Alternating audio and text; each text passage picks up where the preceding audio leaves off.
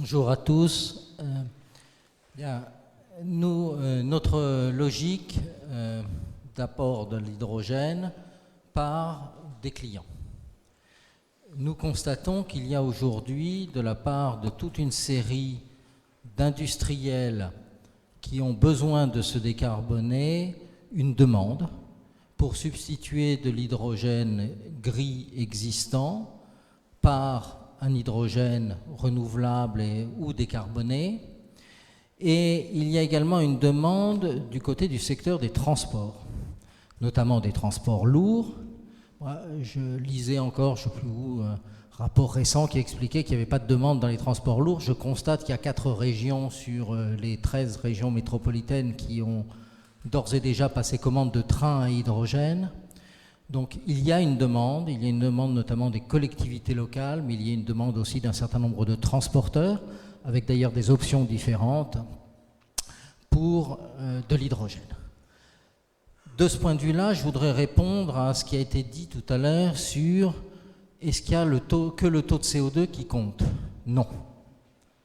Les clients voudront avoir toute l'information, c'est-à-dire à la fois la couleur de l'hydrogène, ou plus exactement son mode de production, qu'on résume quelquefois par une couleur, et son taux de CO2. Et aujourd'hui, avec les dispositifs de gestion de garantie d'origine qu'on a, on est parfaitement capable de répondre à cette question.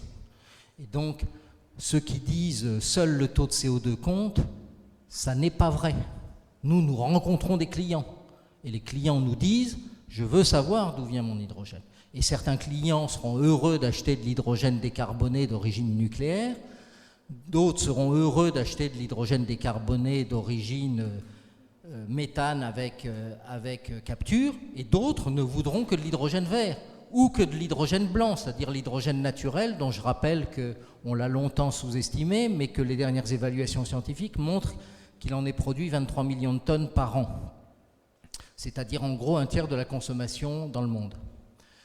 Je ne vous parle pas de ceux qui voudront de l'hydrogène turquoise, c'est-à-dire pyrolyse du méthane, avec utilisation du carbone noir solide, etc. Donc, on part de la demande des clients. On constate que c'est essentiellement l'industrie et la mobilité lourde. À partir de là, on essaye de monter des projets où l'agrégation de la demande permet de créer une production.